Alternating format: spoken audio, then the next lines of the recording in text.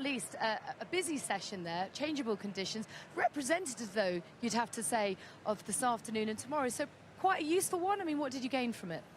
Yeah, it's tricky. I mean, the tracks, where they've resurfaced, it's very, very slippy, and you can see it's all about trying to get the tyres into the right window. So trying to get the temperature, then the track dries out. It's trying not to kill the wet tyre. So it could be a really fascinating qualifying of just getting that timing just right.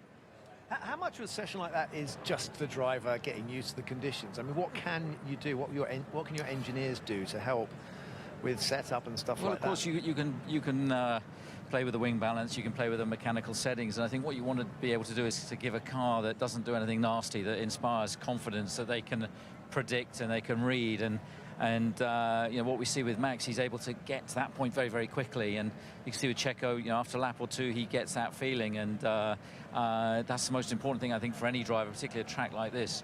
You want it to be predictable. How important was it to get those laps in the bag before qualifying? Are you expecting these kind of conditions for that session as well? I think it was very useful, particularly with the surface that it's been, I think, Sector 1 and Sector 3 that's been resurfaced. I think just for the drivers to get their references, to get where the grip is, where it isn't, for the engineers to get a bit of knowledge about the tyres, what the prep needs to be. So yeah, it was a useful session, because I think there's more of this to come. And Russell managed to get in there in P2 today in that session, albeit with a drying track. Who's your main threat, though, for qualifying? How impressed were you with the McLarens over a single lap? I mean, they faded in the session, but they looked very quick at certain points, and it's impossible to tell. I think Mercedes have strapped every bit of downforce they have on the car, so they're running, you know, sort of Monaco levels of downforce. And of course, you've got to think not only about today, but also about tomorrow if it were to be a dry race. So it's finding that balance, but grid position here is very important. We saw the car spend a long time in the pits, in the garage, during the wettest part, when it didn't look quite as dominant as it was at the end. What was going on there? Just set up adjustments? Just adjustments, waiting to see where, you know, which way the track was going.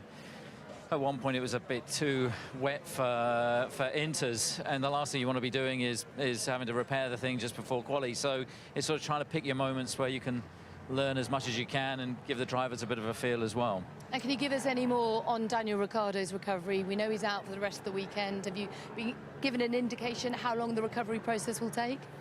Well, these guys, you know, we see it in MotoGP, you know, they bounce back pretty quick. So he's headed off today to Barcelona. They may even have a little operation on him tomorrow to just tidy up where that brake is. It's quite a clean brake. And then, of course, it's all about the recuperation and how long that takes. Any normal human being would probably be about 10 to 12 weeks, but you know, we know that these guys aren't normal. So then it'll all be about the recovery process, how long that will take. You know, is it going to be 3 weeks? Is it a month? Is it 6 weeks? Nobody really knows. I guess the problem is these races are coming thick and fast now, and he wants to be able to get them under his belt as part of his comeback to Formula One. Yeah, I think that's the thing he was most frustrated about talking with him last night, was that he'd just taken a bunch of time off, just got his mojo back, getting him back into it, and now he's on the bench again. So that was, I think, his frustration. I think he felt that the car, you know, they've started to make some progress, and yeah, you know, it's a shame for him, but I'm sure at the back of his mind he's probably got Singapore as a target.